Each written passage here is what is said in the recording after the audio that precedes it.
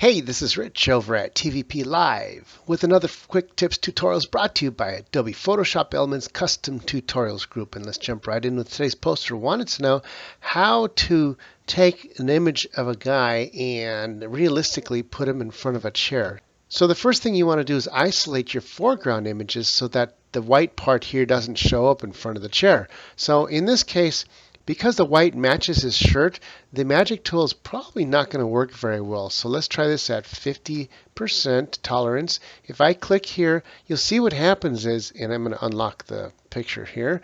As soon as I hit delete, you see it's cutting into the image here. The reason that's happening is because his shirt is too close to the same color as the white. Let's lessen the tolerance here.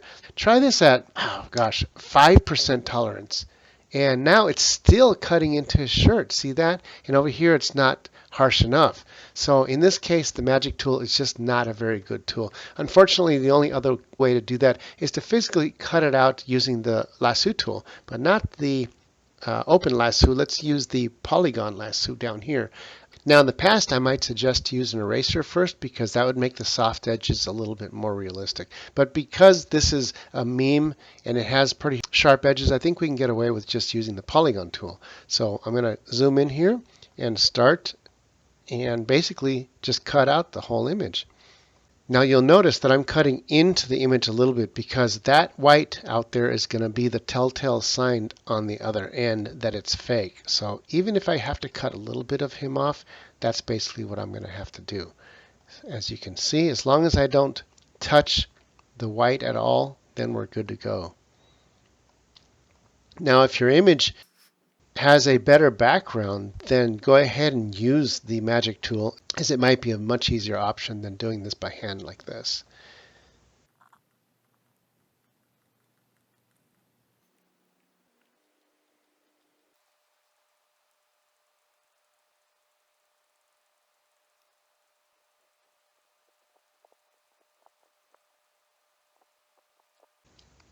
Once you finish tracing the whole image, I'm going to double click. That will close the whole lines, giving us the marching ants.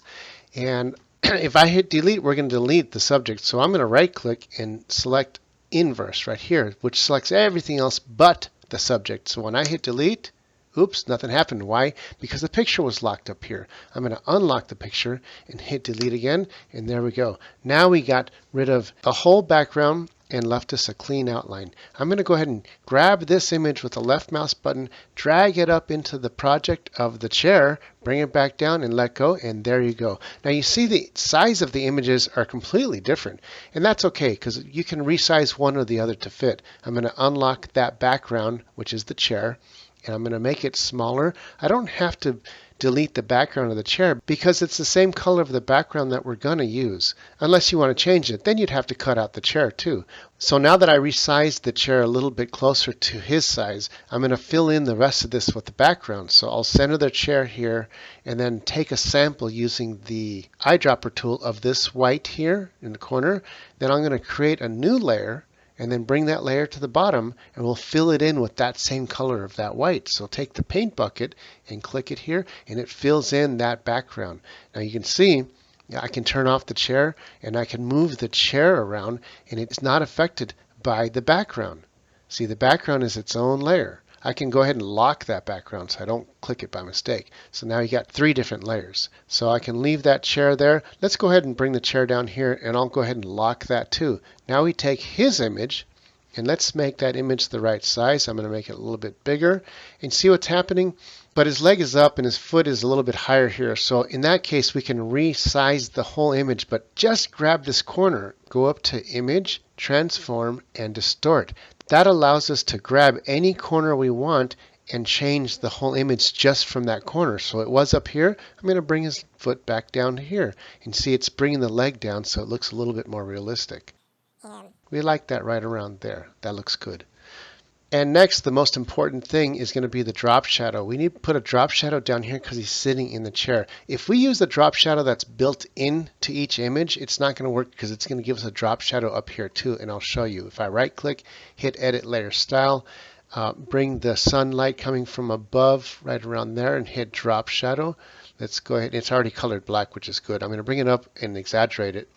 and then bring the distance down a little bit, and then bring the size like that. See, that's not going to work very well because it's giving us a drop shadow up here, which that we don't really want. So I'm going to do it manually by creating a blank layer, put that blank layer underneath him, grab a brush, go to the color, choose black, hit OK, and then on the brushes, make the brush large and soft. So that's going to be like right around here. That's a little too small. I can change this to like 100 point. Gives us a nice big brush. Now this is going to be exaggerated. It's going to be too harsh right now, but it's okay. We can lessen it later.